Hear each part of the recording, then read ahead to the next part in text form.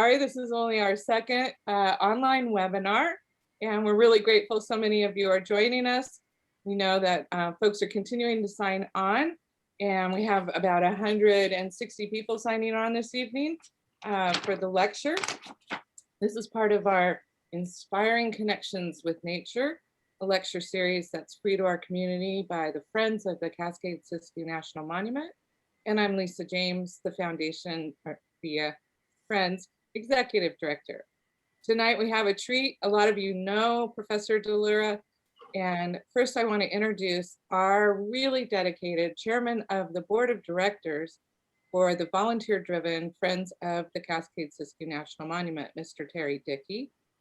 He was a little bit about his background. He was a VISTA volunteer in the Alaskan villages of Cascade and Nikolai, I probably said that wrong. And at the University of Alaska Museum in Fairbanks, he worked with teams of Alaskan Native elders. He worked with scientists and educators to develop a lifelong learning initiatives and in both museums and in the communities. He earned his Master's of Education and Cross-Cultural Education from the University of Alaska Fairbanks, his BA from the University of Tulsa. Terry continues to be inspired to preserve our public lands. He inspires us every day, and he works especially hard on supporting the monument. His outdoor hobbies include hiking, biking, snowshoeing, and downhill skiing. And I hope to be able to keep up with him. Please welcome Mr. Terry Dickey, our board president. Well, thank you, Lisa. And we're excited to have you as our executive director, now going on like about 9 months. So thank you for being here. Before we begin this evening's program, the Friends want to offer the following acknowledgement of the land and history we are talking about this evening. Acknowledgement is recognizing the indigenous people who were forcibly removed from this land. Depending upon who you ask or what records you happen upon, the people and tribes who resided on, traveled through, or utilized land within the Cascade-Siskiyou National Monument would include the Klamath tribe, Confederated Tribes of the Grand Ronde, Confederated Tribes of Celeste, Cow Creek, Coquille, Warm Springs, Umatilla, Shasta Indians, and the Quartz Ranchera.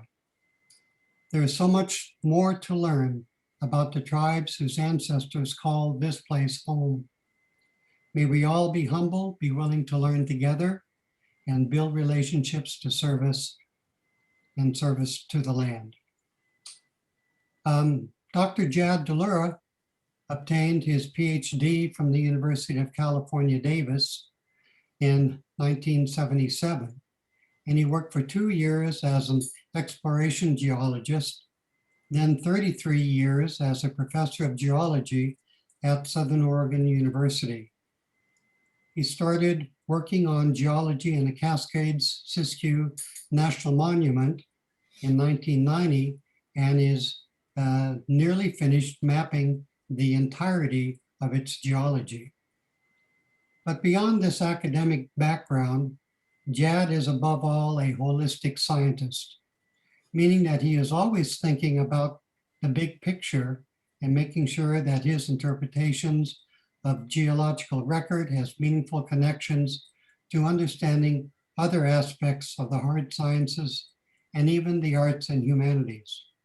Jad's geology is an art, and students continue to work and learn field and mapping techniques from him. And since his retirement, he has worked with 11 students from the University of Oregon, Sonoma State, Oregon State University, and Southern Oregon University, 8 of whom were recipients of the Friends of the Cascade-Siskiyou National Monument Research Fund. Jad has led numerous hike and learn programs on monument geology, where he gives a refresher lecture on Friday night and leads a hike on Saturday morning. His talks and hikes are our most popular programs, as evidenced in this evening with more than 150 people registered. And as soon as the grip of the COVID relaxes to a point when we can gather safely, we will resume the hike and learn programs in the monument, and the geology topic will be offered. But without further ado, I want to turn this evening's program, Volcanic Rock and Rolling in the Cascade-Siskiyou National Monument, 33 million years in the making. Jad. Thank you, Terry. I don't quite know what to make of all of that. It makes me feel not just a contributor, but probably prouder than I should be about all of this. But we'll see tonight, that is after the talk, and see how many people bail out halfway through. But I really enjoy talking to an audience because I can take a look at the faces, I can see how many people are nodding off, and I can basically interact with the audience. But Zoom does have some advantages. First of all, the little puns that I have here or there, I can't hear the groans from the audience, so that's a good thing.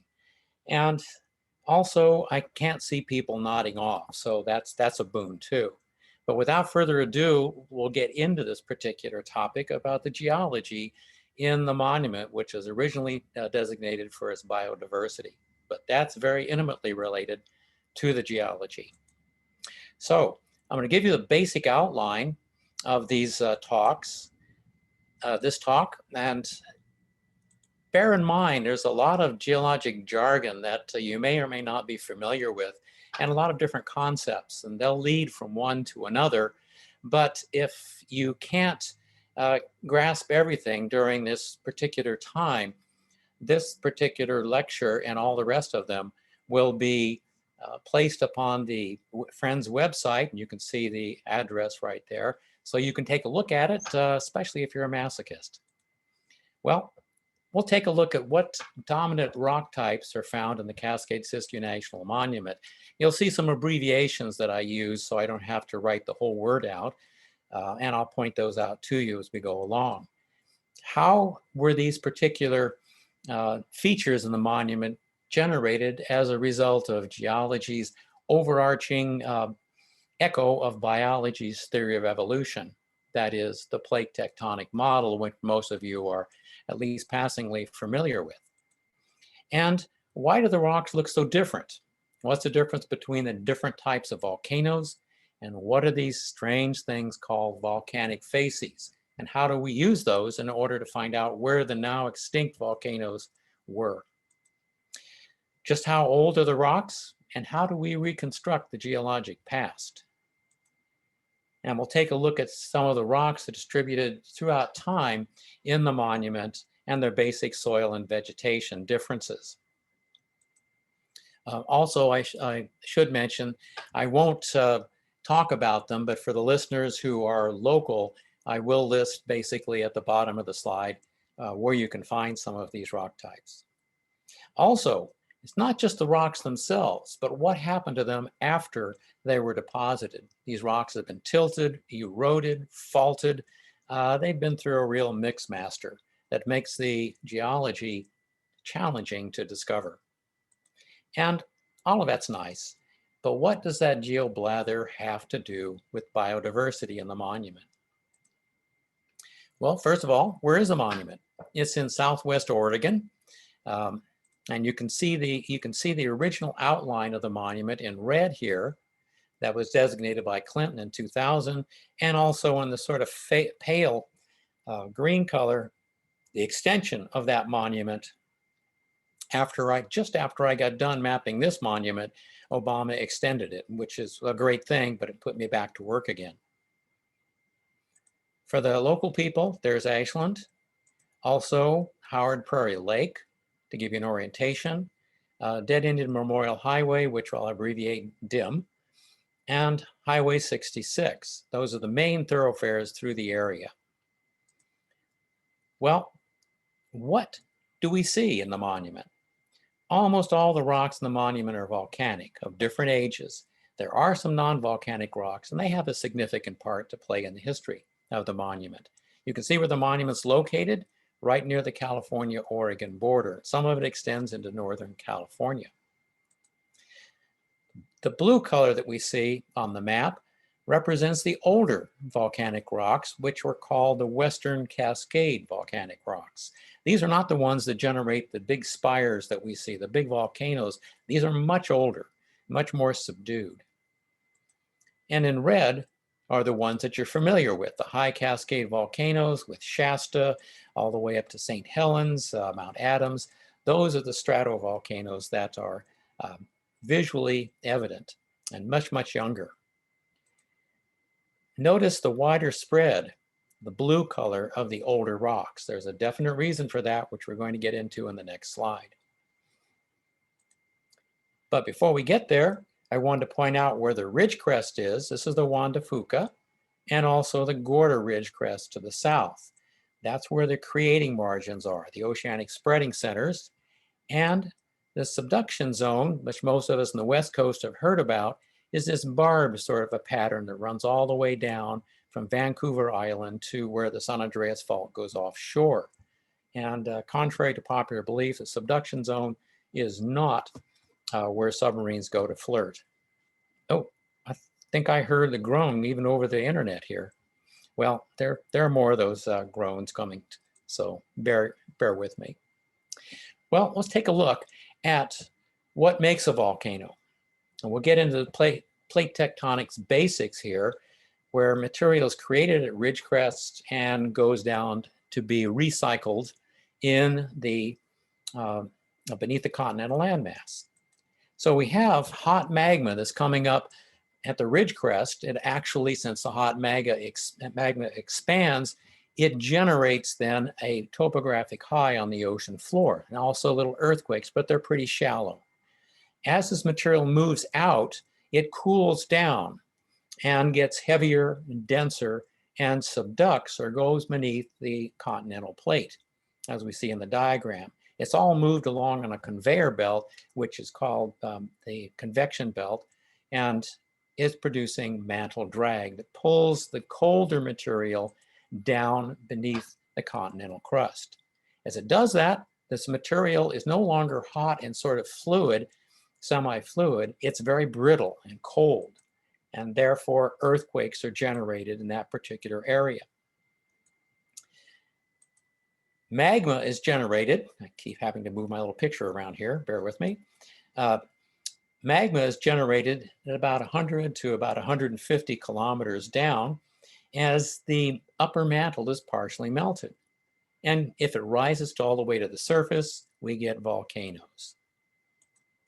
So the magma that rises to the surface rises just like the bubbles in a lava lamp. That is, it's hotter material, therefore it is less dense. It also contains less dense material that's derived from the mantle, which is much more dense. Well, what we have to do with this particular diagram is just reverse it 180 degrees to actually fit with the diagram over on the right-hand side. What we see is that as the inclination of the subducting plate changes, that is it steep or is it shallow, that controls where the volcanic arc is going to be. That's where the volcanoes are going to come up. So if we take a look at the older Western Cascade volcanoes, what we see is they're more widely spread. And that is because the older rocks that are further on the east, as compared to the younger rocks, are generated as the subduction zone inclination changes. So for example, where there's a nice gentle subduction, the volcanic arc is much further away from the trench where the plate is subducting. However, if the subduction zone is steeper, then the volcanic arc is much closer to the trench because melting occurs at the same point in both diagrams. So what that tells us is that the volcanic arc moved from the east progressively towards the west as the subduction zone got steeper. How does that relate to the High Cascade volcanoes in red? basically what's happening there is a subduction zone is intermediate between those two extremes. And that's why the High Cascade volcanic chain is further to the east than the older Western Cascade here, the young old Western Cascade. So what happens when this material goes down? Remember I said that this is cold material, but something else is happening. What's happening in this instance is at the surface where the ocean exists is hydration's going on, or submarine weathering is going on in this particular region that's introducing water into the rocks. As that goes down, water is not very compressible, so it tends to rise up into the mantle material. As it does that, the mantle is really hot, but that water lowers the melting point of the mantle material, but not all the mantle. Only part of it melts. And the part that melts is the stuff that's easier to melt. And that easier stuff to melt is less dense than the majority of the mantle material. Therefore, we've got our lava lamp. Once again, less dense material rising through colder, denser rock on its way towards the surface. If the less dense magma rises rapidly towards the surface, as it does in Hawaii, then it's higher in iron because the iron-rich minerals tend to crystallize out early, leaving things like quartz and other minerals to crystallize out a little later. So if that magma rises very rapidly, it's high in iron, and the rock has a darker color because of the iron-rich minerals, which are colored black. And there are very few crystals. Why? Because as the magma rises towards the surface, it rises fast enough that the crystals don't get to rise or to generate large sizes. But if the magma rises slowly or somehow it's interrupted on its rise, then it begins to crystallize even more. And some of the crystals that are within the magma get to grow to larger sizes. And a lot of the earlier formed minerals, the iron-rich ones, fall out or crystallize on the side of the magma chamber, making the magma chamber rich in less dense minerals. Well, what does this look like when we get towards the surface? What does this look like in the volcanoes? What happens if the rocks rise very rapidly? They actually are darker colored because they have a lot of iron-rich minerals, and they don't have very many large minerals. They look very dark. You may realize or recognize the name basalt. However, if the rocks rise slowly to the surface, then the crystals get to grow to a larger size. The rocks contain less iron-rich minerals and are lighter in color.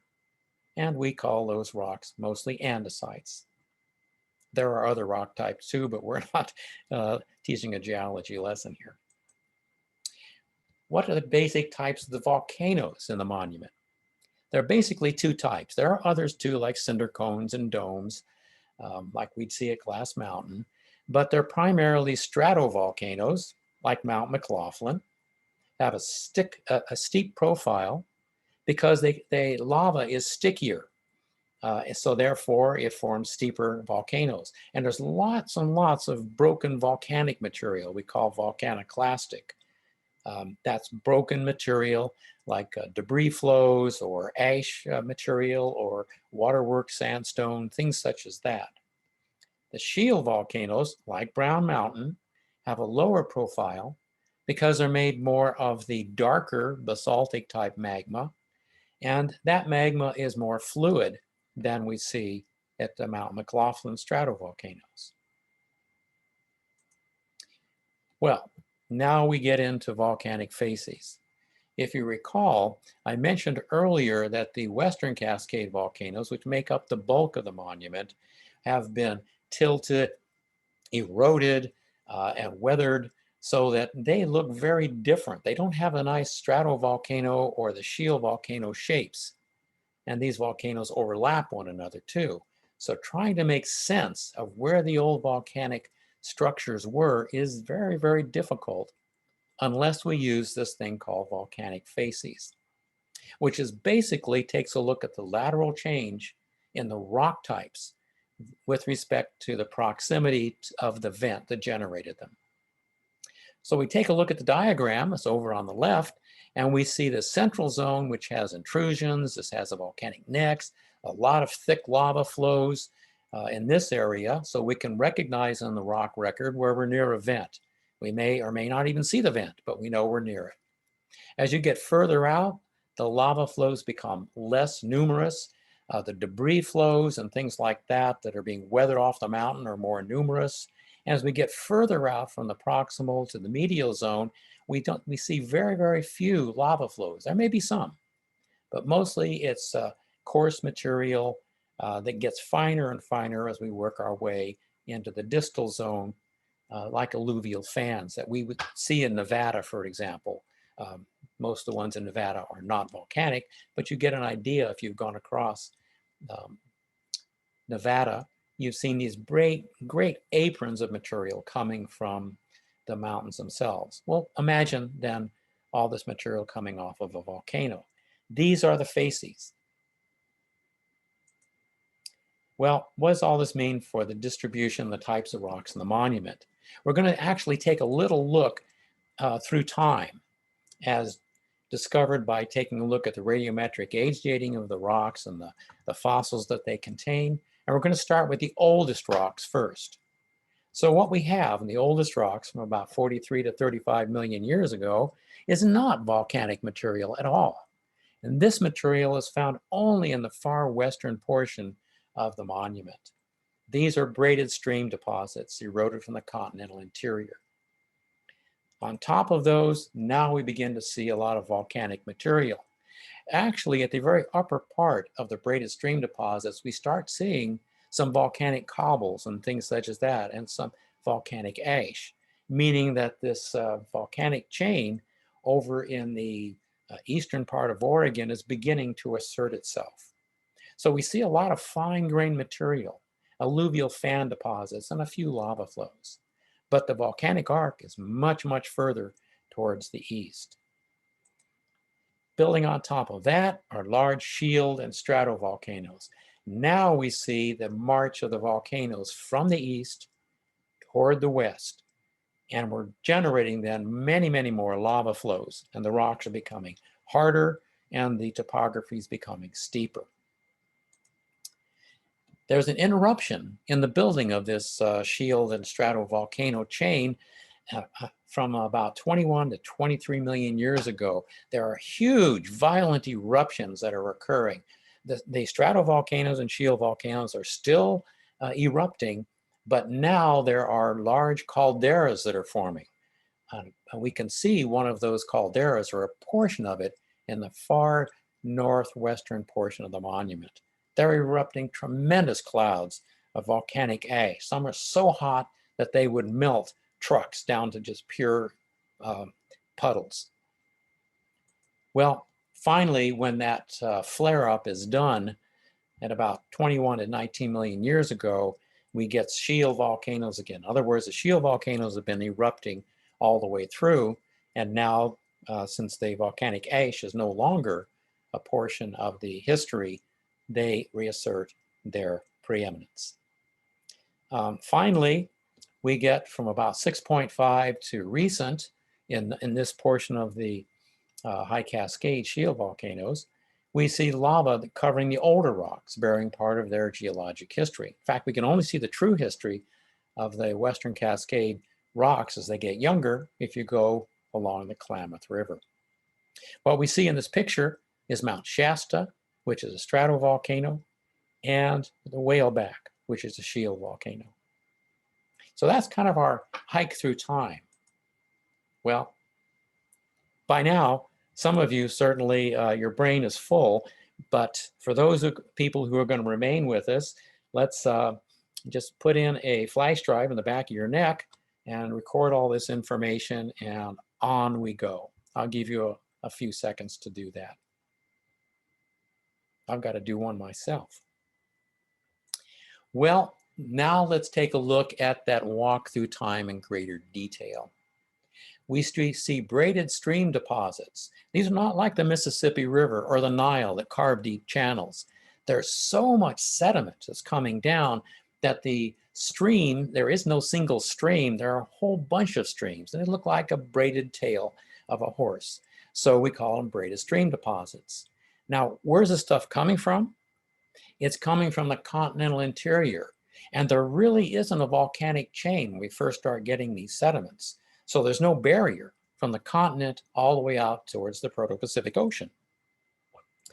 So why is this material, why is this vast amount of material coming down these huge braided stream deposits or braided streams?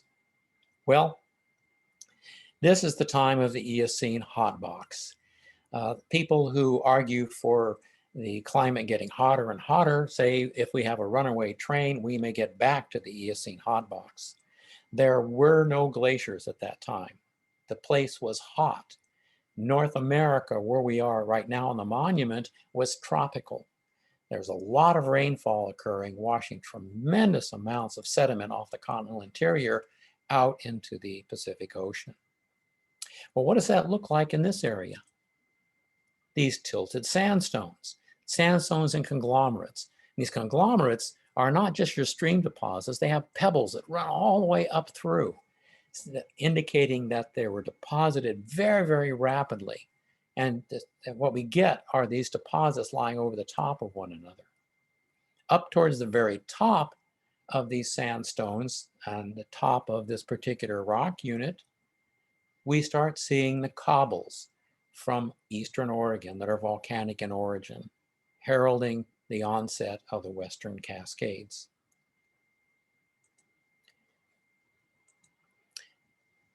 Now we get into the Western Cascades proper.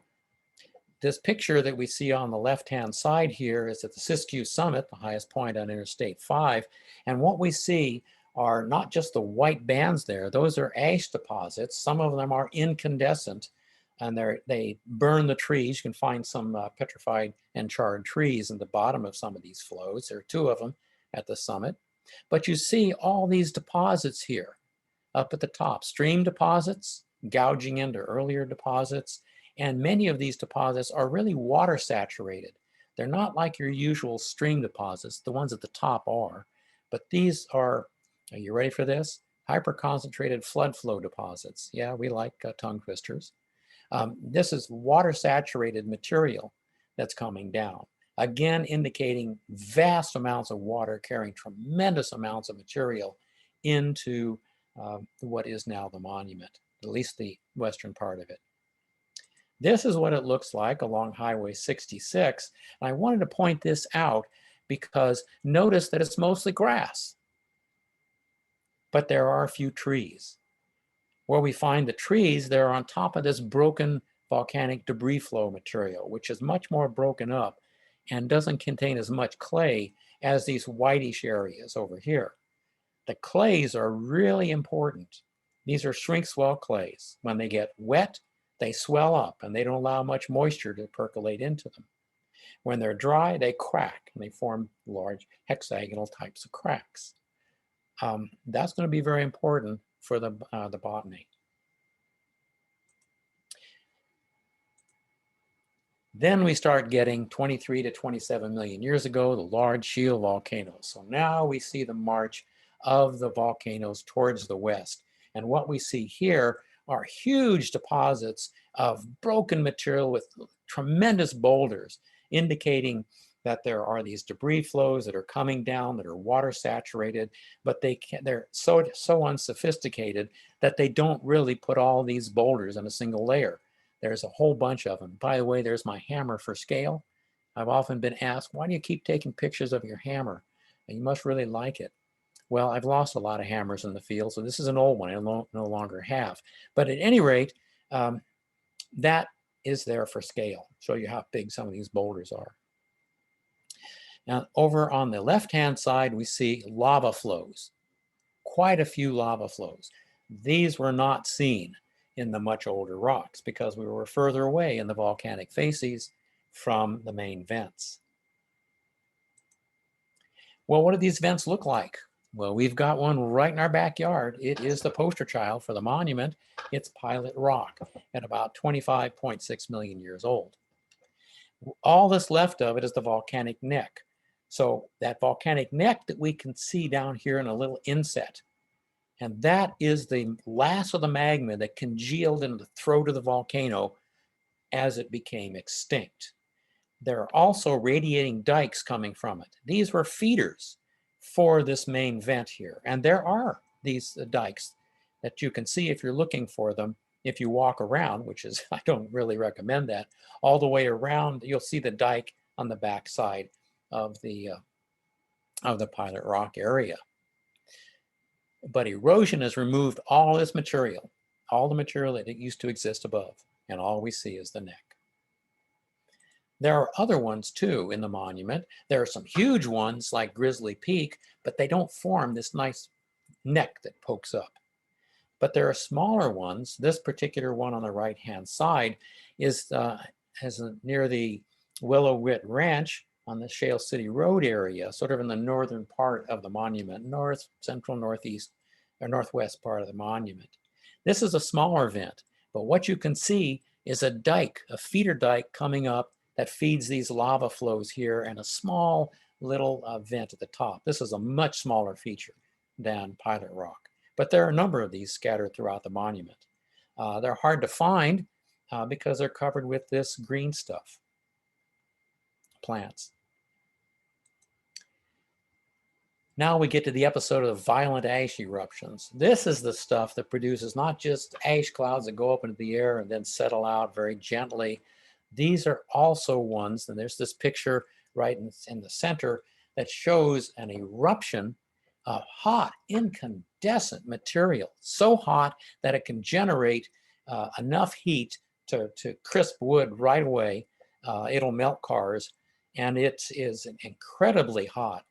So all this hot material comes up into the atmosphere, but it's too heavy to be supported by air, and it roars down the slope. These things are called pyroclastic flows, and they can actually generate their own climate. Lightning can come out of these things. Here is one of them, a very small one, with the ash at the bottom, and then a whole bunch of debris, ash scattered all the way throughout here. This was the violent eruption, and then it got a little more or a little less eruptive here and produced finer material. This is actually a welded tuff. This is the what happened. We called rock ash that's been solidified tuff, welded tuff, because it's so hot that the pumice fragments actually melt and form these little wisps of black obsidian. And any charcoal or any wood in there is now charcoal. And that's what we see in this little picture. Well, what do these calderas look like? Well, I'll use this little example over here. It's just like an engorged pimple. We've all experienced those. And essentially, the magma chamber here is really charged with gas right here. And the gas is trying to find its way towards the surface. It's moving up the magma behind it and cracking the surface. And sooner or later, these cracks reach the surface, and we start getting a lot of material coming out, roaring down the slopes. The people who've been to Crater Lake have seen the result of that. And then finally, a collapse occurs. That's the caldera or the pot, because there's no longer as much magma to hold up the roof. So I want to show you this image. This is a LiDAR image, a bare earth LiDAR image. This is light detection and ranging. That's the acronym there. But basically, it's light energy that is pulsed down to the earth, comes back up to the airplane, and the travel time tells us how far that particular feature is. It's kind of topography. And what we can see with all the trees gone here, since this is a bare earth model, is the welded tuff layers. All of these ridges right here are pyroclastic flows that have welded material back together again and made the rock really, really hard. In between them is the airfall material. So we have eruption after eruption after eruption. This thing was really going when all these ash flows were deposited. And there were airfall material and hot incandescent ash flows. Nothing could have survived these eruptions. This is in the northwestern part of the monument. This is the geologic map of that area. And what we see are the blue lines right here are these welded tuffs. And the light blue represents the airfall material that's between them. It's more easily eroded. The green represents a younger rock that lies over the top and is a cap rock. Now that's going to be really important when we talk about landslides later on. So now we move up towards the very end of the Western Cascade series and the reassertion of the stratovolcanoes and the shield volcanoes comes to the fore once again. Here's another one of my students, Martin Harris from the University of Oregon, again supported by a friend's research grant, standing on a series of lava flows. This is the picture of the original monument shown sort of in this outline here. You can barely make it out. All these colors are different rock units that have different characteristics. But what I really want to show you are the High Cascade volcanoes that are shown over here, and they're found only in the eastern part of the monument. And they overlie or overlap, their lavas moved up over the Western Cascade rocks and buried them in many cases. So we only have the partial history of the Western Cascades. Well, let's take a look at the High Cascades. We're going to use the engorged pimple again. And this is another LiDAR image over in the eastern part of the northeastern part of the monument. And what we can see is the ground is swelling as magma comes up towards the surface along a fracture and filling that fracture with magma. And that magma erupts at the surface, producing little cinder cones and spatter, all that sort of stuff, and lava flows. It forms this rampart. But if the magma comes up and pushes on the surface, not necessarily along a fault, and is ideal, it tends to break in 3 different legs at about 120 degrees apart as it's coming towards the surface. So that's what we see at Vulture Rock and Hill 5648. Notice at 56, we have a nice 120 degree angle there. This is a little more than 120 degrees, but there's another fracture running down here, and we have a vent there and a vent there and another vent over here. So this whole area was being broken up by a series of pulses, just like a boiling pot and porridge of different vents that produce different lava flows. Here we see a picture of Mount McLaughlin that's been eroded by glaciers. Another volcano in the background, which is a shield volcano. This happens to be the remnants of a stratovolcano. And in the last diagram over here, we see Chinkapin Mountain, a high cascade volcano, and its lava flows that come down in through here and over on this side are like syrup being poured on a ice cream sundae that's flowing over the Western Cascade rocks. And the Western Cascade rocks are right out here, and they don't support as much vegetation in this instance as the High Cascade. There's a reason for that. Well, not in the monument, but the oldest rock in our valley area, the Bear Creek Valley, are the lavas of Table Rocks, at about 7 million years old. This is a great example of what's called inverse topography. The diagram on the right, if you take a look at the volcano, the lava is coming from it, finding a river, the Rogue River, ancestral Rogue River, and flowing down that river. Well, that lava is harder than the rocks on either side. So the rocks on either side are eroding away through time. There's been 7 million years for those rocks to erode away and leaving behind little pieces of the lava that came from the vicinity of Lost Creek Reservoir. And now we have what was once low is now high, and that is inverted topography. But these rocks have not just experienced different periods of volcanism, they've been tilted. And if you take a look at these rocks, the picture on the left will show you the area taken from the Ashland Airport. It shows you those rocks are tilted off towards the northeast.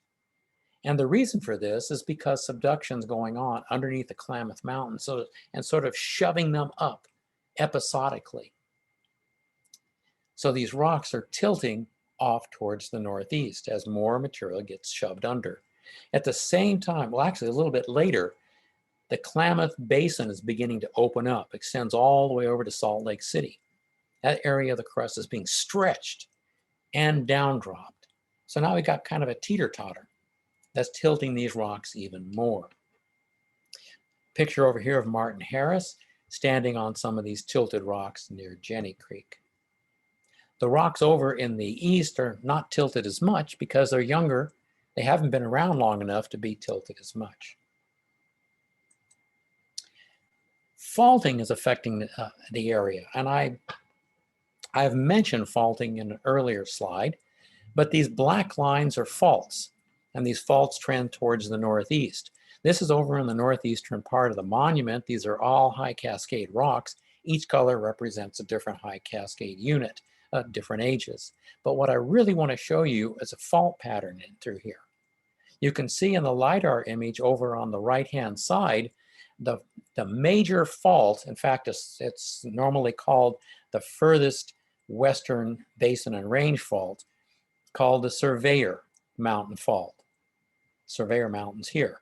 And what I want to show you is along that fault, it's been existing for a long period of time and going down episodically, because all of these things are vents that have erupted at slightly different times along that fault. That fault, remember, is a zone of weakness, and the magma down below is going to exploit those zones of weakness. Just for your information, there's Vulture Rock, and here's that hill I pointed out, and here's the little bubble that we saw in an earlier LiDAR image over on the western side. Well, here's the original monument once again, and I show you this because you can see the faults in the field only rarely. We see these near the Pinehurst Inn. This rock unit here is offset by 2 faults in this area. Commonly, you don't see those faults, but you do see the rock units that are offset. And I want to point this out, that the rocks that are further over to the west are trending towards the northeast. See those little faults there shown by the black lines. Whereas these faults are trending towards the northwest. These are younger faults. These are older faults. And the reason the older faults don't extend all the way into these rocks over here is because now we've got a greater thickness of volcanic rocks that are sort of burying them and not letting the stresses get to the surface. We're not done yet. There are dikes and dike swarms. I mentioned those fractures. I showed you a couple examples of those fractures. Well, if the rock is being sort of pulled apart like a piece of taffy, then you'll have these cracks that are opening up called tension fractures. And the dikes will come up through those tension fractures and heal those zones, more or less. Normally, those dikes are harder than the rocks they intrude. And if that's the case, and it normally is, then as erosion occurs, they stand out as ribs or ridges. Here we see Pilot Rock in the background and a dike swarm over here, another one there, another one there, over here. And these things are opening up in a major fracture zone. And the fracture zone is being healed by all these dikes that are coming up that don't actually reach the surface of the earth. This is sort of like what happened in the Sisters area in Oregon. A whole bunch of earthquakes occurred and people were afraid of an eruption. The geologists thought, no, that's not going to be the case. These were dikes coming up from below and filling fractures, and then the dike swarm ended and the earthquakes ended. You can also see a dike at the Siskiyou summit on the far southern end, and there it's running right through and cutting this white band of ash. Let's see if I can move myself out of the picture there. This is a really neat one. Another U of O student, Sam Good, is standing near what we call the dinosaur sail dike because it reminded us of those Permian dinosaurs, the sailback dinosaurs. But this is a dike that's filled a crack and the softer rock is eroded around it. Oh, I'm leaking brain lubricant. Well, hopefully you can stop that brain lubricant leaking. Just plug up your ears, then you won't hear anymore. Landslides. So we're not done yet. The geology is still evident in landslides. So landslides occur where the groundwater saturates a slope and those rocks are weak. The water gets in there, and especially if we have a cap rock at the surface, then that material slides off. What we see here is a rotational block, a couple pieces here that remain intact but move down, and then over here a slurry of material moving out towards what we call the toe. Well, here's a picture, another LiDAR picture. And what we can see, by the way, here's the Dead Indian Memorial Highway cutting through there. This is that cap rock I showed you in an earlier slide of hard lava. And below the cap rock is a softer, tufaceous material that weathers to clay. Clay does not allow a lot of water to percolate very deep. So we now have a zone of weakness here. And what can happen? Well, we can get rotated blocks that form, in this instance, the Sharon Fen ponds that are in the back rotated block. Take a look at the left diagram. Notice that the failure surface is curved. And what it's kind of like when you're watching a movie and eating popcorn, you slump lower and lower in the chair on a curved back. So what you have then is back rotated pieces that can trap water. And that's what's happened to form the Sharon Fen ponds. But in most cases, we see slurries where everything is just so super saturated, everything just runs down the hill. All these sorts of slurries moving down. Well, that's nice. But what does all this have to do with the biodiversity for which the monument was designated? This diagram and another one that will come up were made by Len Eisenberg. I stole this from him. But basically, what we have is hard rock juxtaposed against hard rock that makes a land bridge. So if we take a look at this diagram in the upper right-hand corner, we see what the area looked like before faulting occurred. So faulting is very important here. Look at the green band that's running down through there. That's the Bear Creek Valley to the north and the Cottonwood Creek Valley to the south. Notice that after movement along this fault called the Siskiyou Summit Fault, it's offsetting the rock units, and it's moving hard rock up against hard rock that forms a bridge, a land bridge. Not just animals can go across it, but also plants. So we have the Cascade Range going north-south. We have the Basinner Range further over here in Nevada, but extending into Oregon. And we have the Klamath Mountains, or the Siskiyous in this particular area. So we have lots of different plant communities and animal communities that are moving back and forth across this land bridge. So that geology is very important for the monument.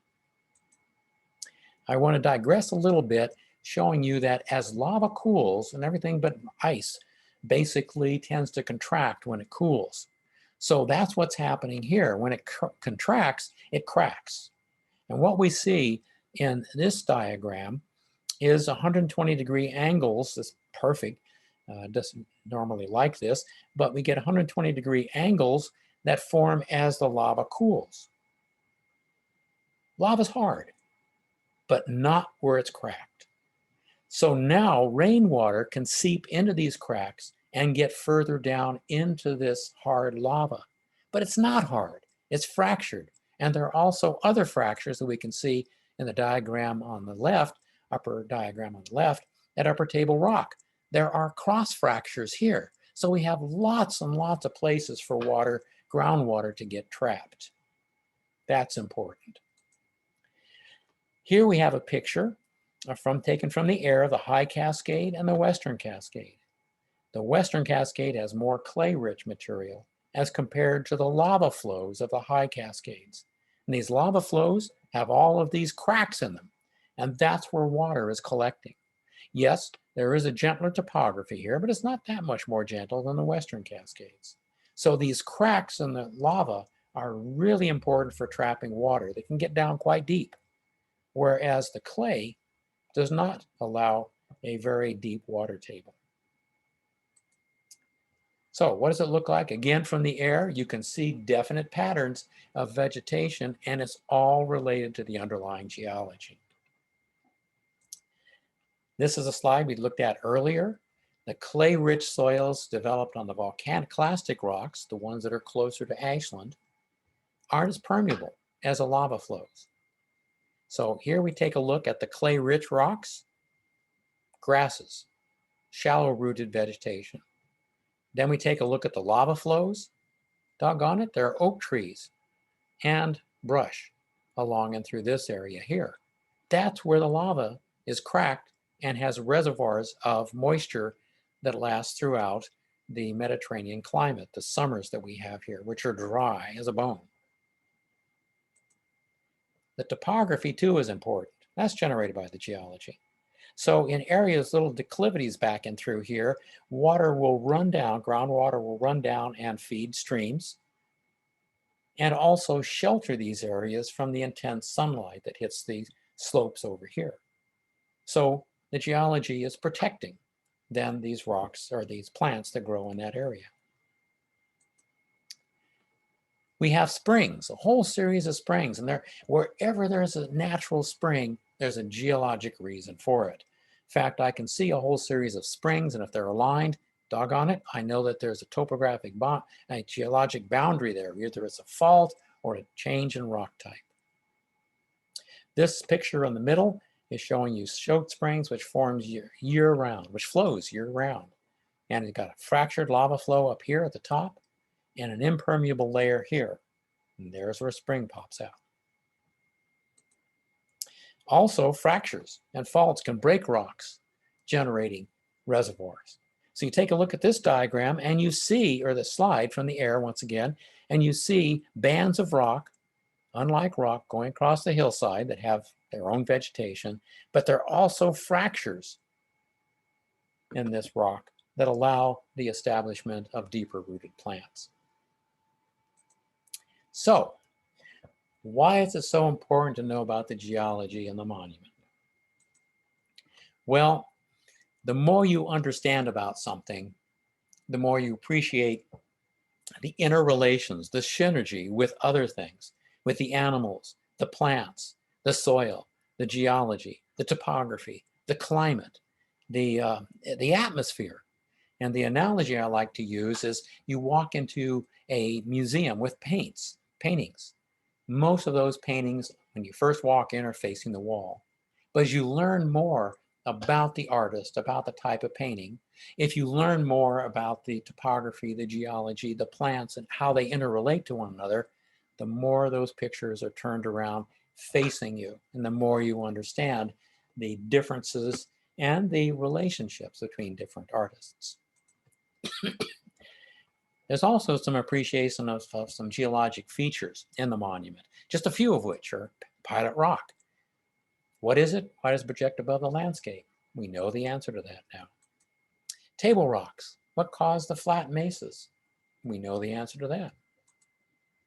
Why is Howard Prairie Lake aligned in northwest direction? Well, it's caused by erosion of the softer rocks, and they're tufaceous rocks that are between lava flows. And that's also the reason why Bear Creek Valley trends in north-northwest, erosion of softer rock. Why are Highway and Highway 66 and Dead Indian Memorial Highway so steep and then flatten out at the Green Springs? Or if you're on the Dim Highway, Prairie Lake, why is there a change? The transition from older, softer, and easily eroded Western Cascade rocks, which are form steeper topography, to the harder lavas of the lower lying, or the flatter High Cascade volcanoes. So, there's a lot to learn here. Where can you learn more? Well, you can go to Oregon's DOGAMI, or the Department of Geology and Mineral Industries. They've got a plethora of maps and explanations and earthquake sorts of descriptions, all sorts of things to look at. It's being looked at as being eliminated as a separate department. Hopefully that won't occur, because it's a great place to get answers about the geology and its relationship with other things.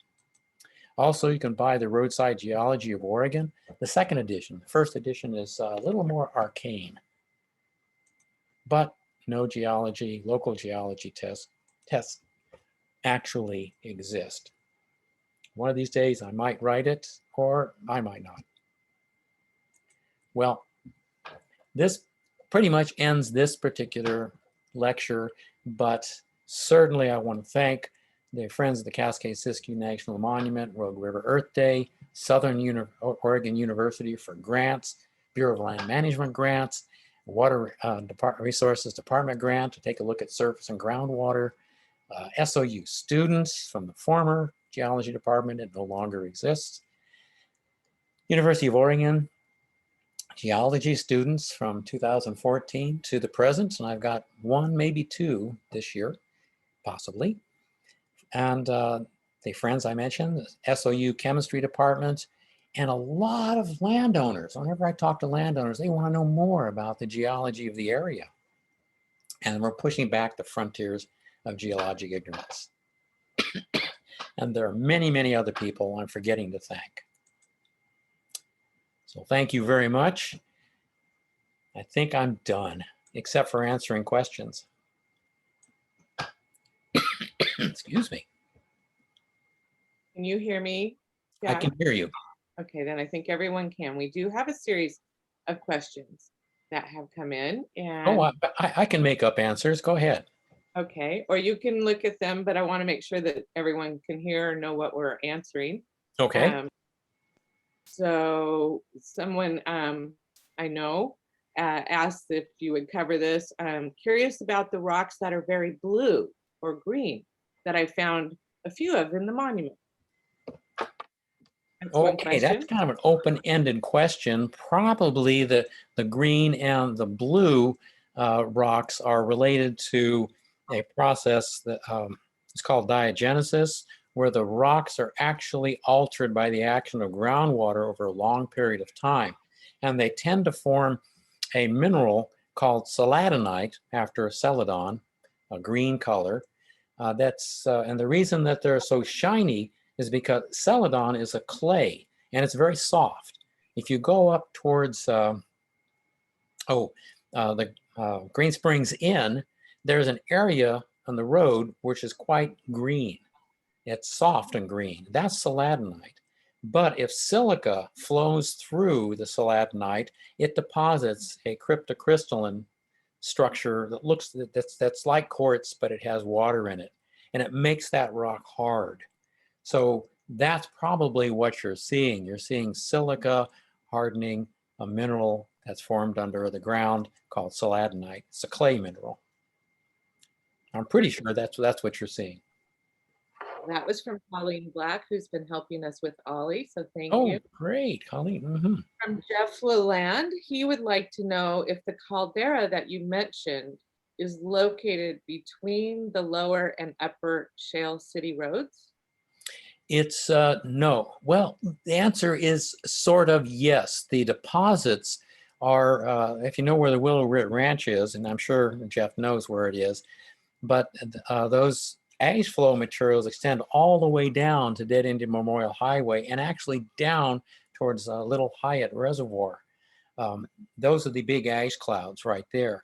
The caldera itself was first identified by a geologist from Dogami, Frank Ladke, and he took a look at the material and called it a caldera that is just at the edge, the northeastern edge of the monument.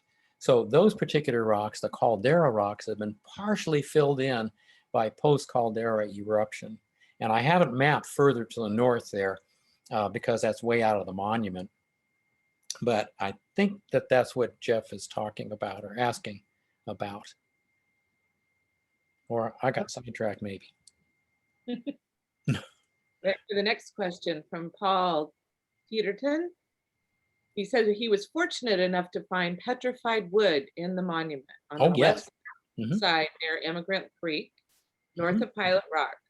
Would this have been a remnant from the 43 to 35 million MA time period? What types of vegetation would have been present and therefore petrified? Okay, that stuff is a little bit younger than the ages that were quoted there. That material, if you take a look at it and has any tree rings left, we're getting into the more temperate material there. And a colleague of mine who was at the geology department before it was eliminated did a big research with Doug Foster. And they analyzed some of the material that's further down on the older rocks, and those are definitely tropical. But as we get up into the area near Pilot Rock, we're getting into a more temperate climate. So we're beginning to see tree rings and things such as that. So probably if the tree rings were preserved, that he's taking a look at temperate types of fossils in the area around Pilot Rock. Remember that that area is about, well, Pilot Rock itself is about 25.6 million years old, and it's intruding rocks that are not much older than that. Okay. So from Chris Gabriel, I hope I said that right. You discussed tough and welded tuff. I've also heard the term tuffaceous sandstone in relation to areas further east in the Klamath County. I don't understand how that relates to tuff. Is there a tuffaceous sandstone in the monument? And if so, how does it relate to the welded tuff? All right. Tuff is just sort of a general term that describes volcanic ash that has been lithified. And if you use it as an adjective to sandstone, for example, basically says that sand-sized materials of tuffaceous origin are in that particular sandstone. Over near Klamath Falls, there are lots of tuffaceous sandstones. That material is eroded off of a pre-existing structure and deposited as sandstone. But the tuffs proper are broken into airfall and ash flow tuffs, also called pyroclastic flows that I mentioned earlier.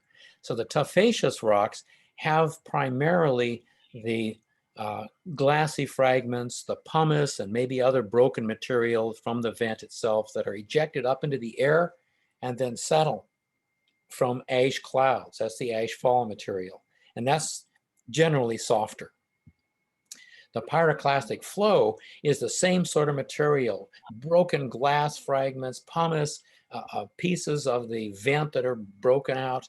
And this stuff is heavier than air, so it roars down the slope and actually can pick up a lot of rocks too and deposit that material further out away from the source area.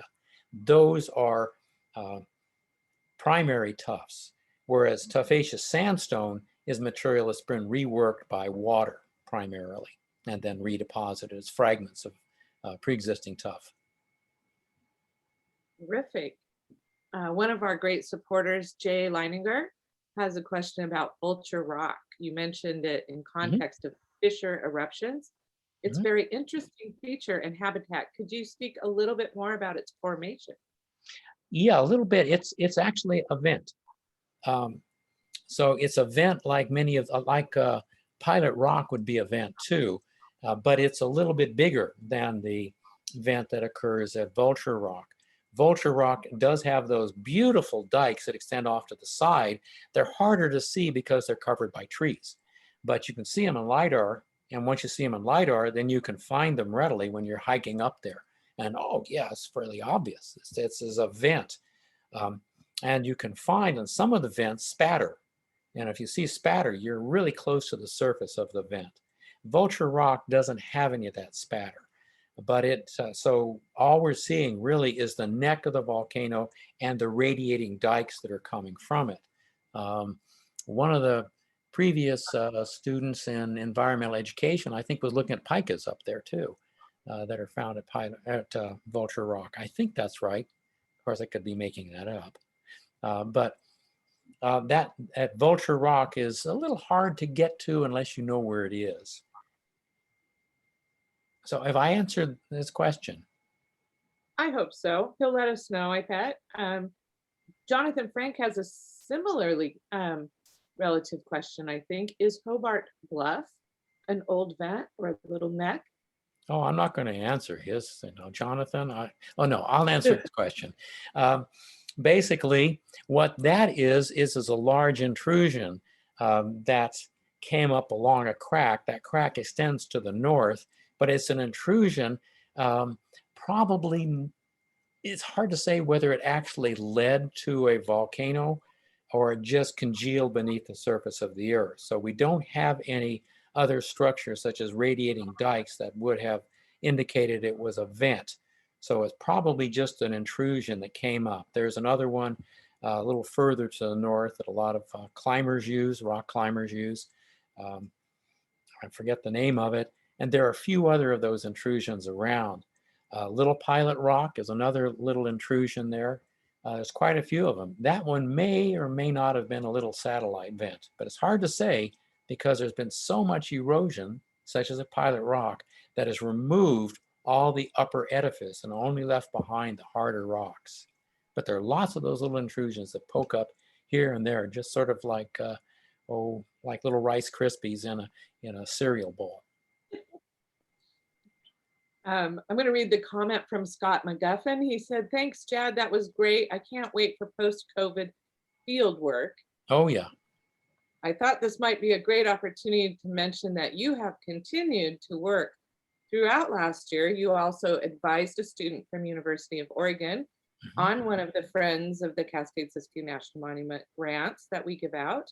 We are accepting grant applications again right now. Students can be from anywhere and in many different fields.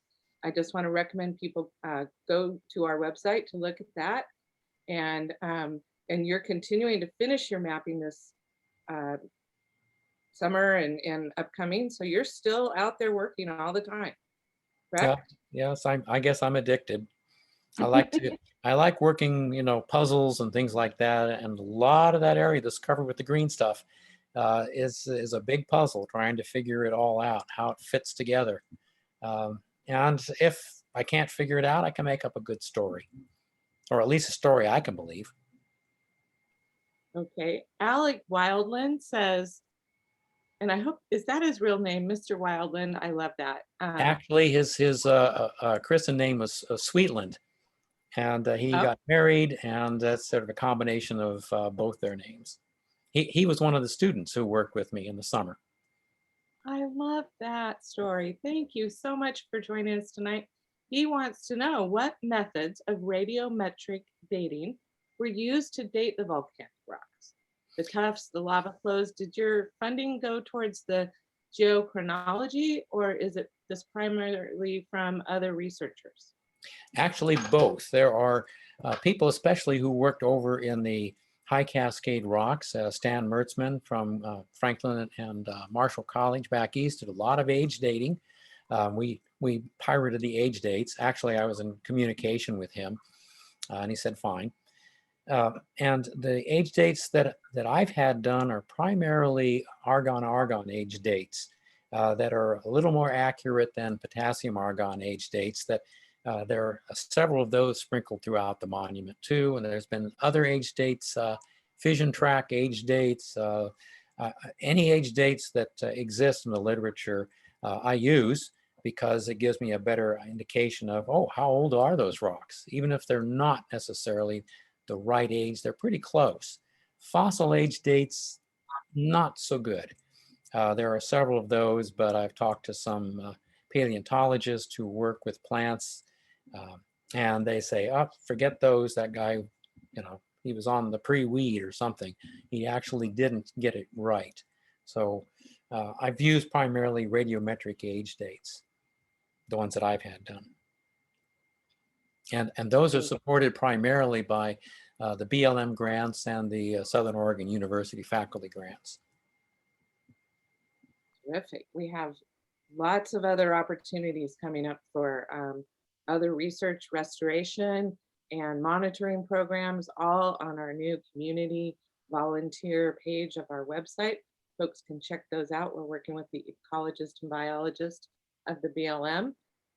Annie O'Shea says they just wanted to say thanks. This was absolutely delightful. Thank you, Dr. D'Allura, but we do have some more questions.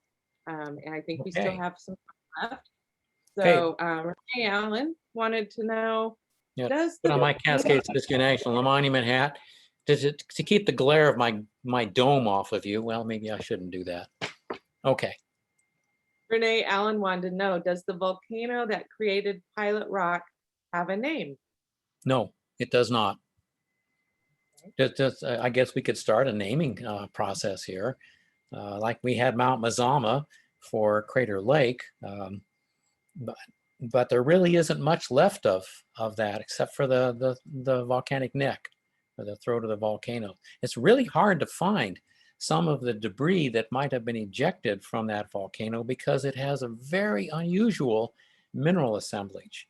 It contains a mineral called hornblende in there, and very, very, very few of the volcanoes on the monument have the mineral hornblende in it. And in all my searches, I've only found a few little deposits that may be related to the old volcano that existed there. Well, Charles Rogers would like to know, wow, how many vents have you noticed in the monument? Have you been able to map them all? The vents that are easiest to map are over there in the High Cascades, which are in the eastern portion of the monument. Those are easy to find. The High Cascade volcanoes pretty much tell us where the vents are, but the Western Cascades are devilishly hard to find. You usually just kind of run across them. The LiDAR data does help tremendously. Previously, all I would use are aerial photographs that have all that green stuff on them. That would help, but to find the vents in the Western Cascades is not easy.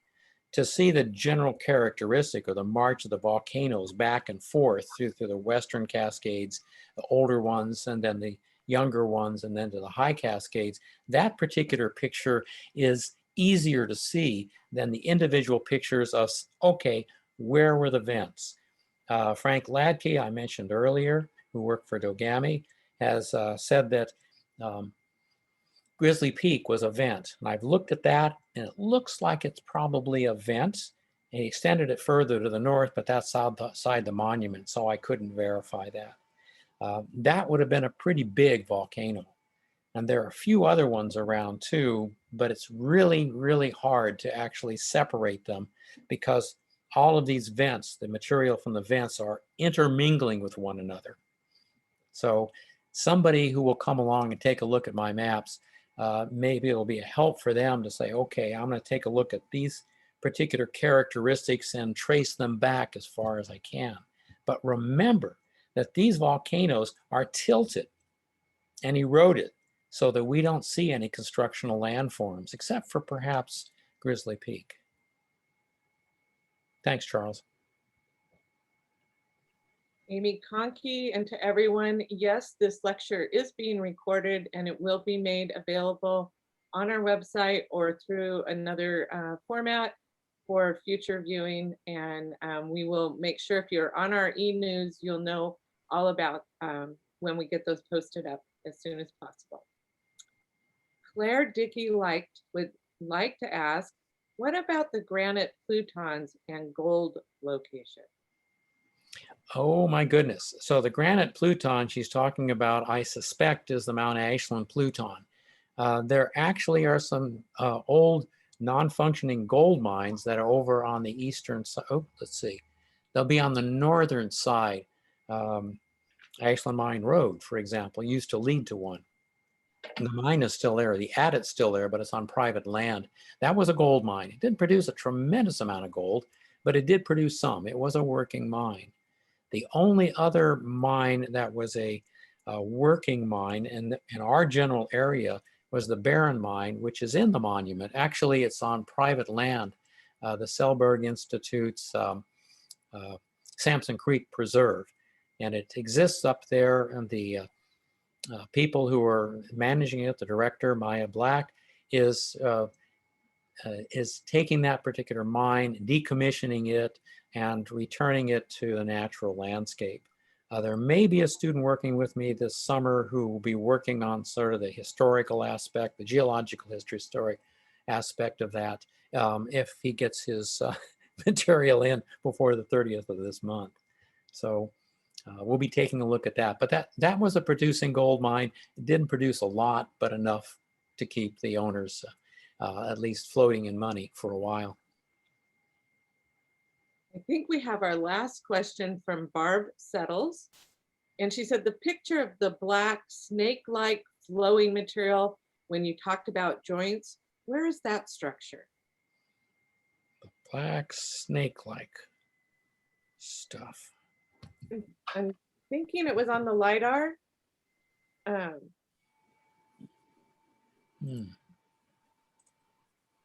I'm not certain. Where in the world would that be? Trying to figure out where it would be. Barb, are you still with us? You could put another question in. And while you're looking, Mel Mullen wanted to say thanks for a very informative presentation. Valerie Miller said, thank you to everyone for putting this on. It was great. And Paul ended with rockin' presentation. And Paul just added, Right on. material is what she might mean. Columnar material. Oh, the columnar joints.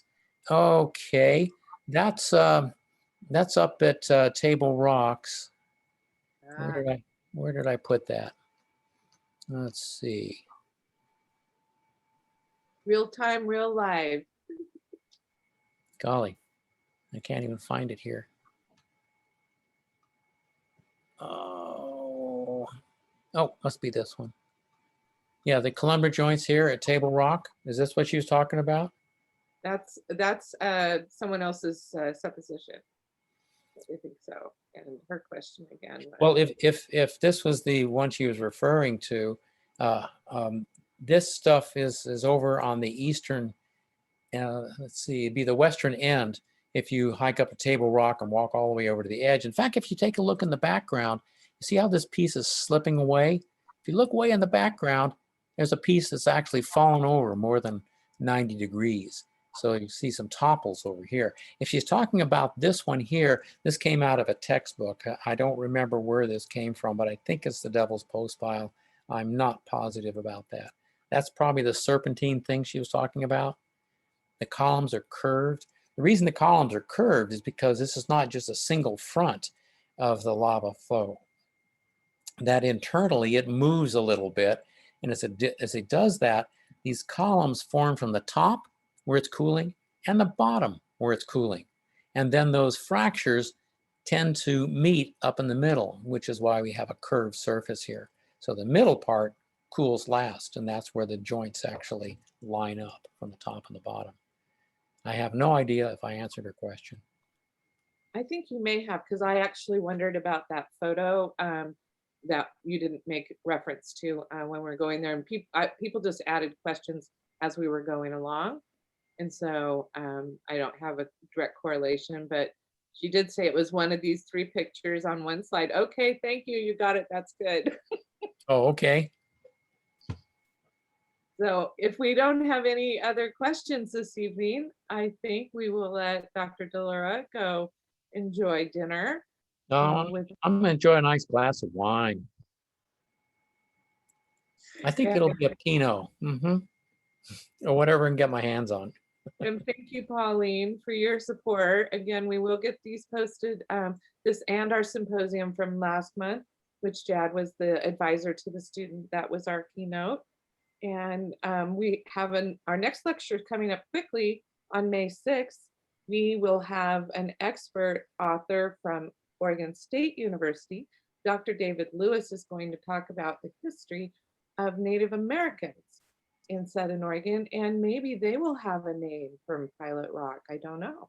You know, there's a lot of talk about changing some of the other geographical names right now to their more indigenous references as are in other places. So we're going to learn everything from the Rogue River Indian Wars, as they were, referred to, but from a true Native American scholar. So that's May 6th. We're working on, we hope to announce biology and turtles in June. We're going to do archaeology in July in the Buck Tunnel. And we're going to have hike and learn, and we're going to schedule people to come on out and get tours from our archaeologists, both with SOU and BLM. We have a lot of great things coming up, and we're trying to put together some hands-on activities that will still be safe recognizing that COVID is still with us. So we are so grateful. Jad, you have been a terrific partner to the Friends of the Monument, to students from everywhere, and you're creating research that is going into the BLM and I believe the SOU libraries that nobody's done before, and will be available then to those who want to use that and build upon it in the future. Is that correct? That's right. That's right. Yeah, I think the Friends are putting a bunch of the student projects. Ultimately, they'll go to the SOU library. At least Terry said that would be the case, so that all the geologic maps that I've done with students and on their projects will be available. And the BLM, of course, has my report from in 2017. I turned into them. I just turned in another report to them. So the BLM does have maps and explanations too of the geology of the monument, of the parts that I did. Okay, well, the rest of the comments are a lot of very grateful thank yous and great event. And so again, thank you all for spending your evening with the Friends of the Cascade-Siskiyou National Monument.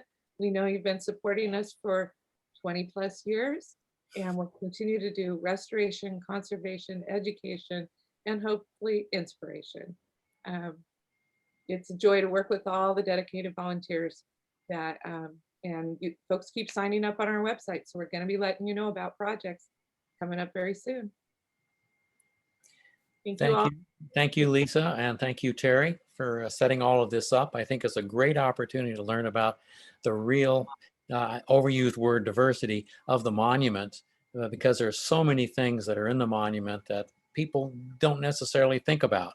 Certainly the biology is the first thing that leaps to mind. Maybe geology somewhere in that area, archaeology, all sorts of different things that are in the monument for people to take a look at, artists, all sorts of different things. So we have an opportunity to actually learn more about those pictures I mentioned that are turned to the wall, that will turn around. This series will probably do that so that people, when they pipe into this series, will actually turn pictures around and view these pictures in the context of their own experiences and an extended experience. And we are working currently with other experts in the fields of microbiology, in soils study, consultant in soils. And so again, we're gonna, but we're also gonna try to bring you art and poetry. Humanities and cultural history are also a part of, the history and the future of our monument and our public lands. So we're trying to bring a wide reaching, and you can always let us know. You can always send us an email if there's a topic you're especially curious about, to make sure that we're looking to partner with those experts like Dr. D'Allura. So, thank you. Okay, everyone, I'm going to turn off the recording and I'm going to end the session. Good night. Thank you all.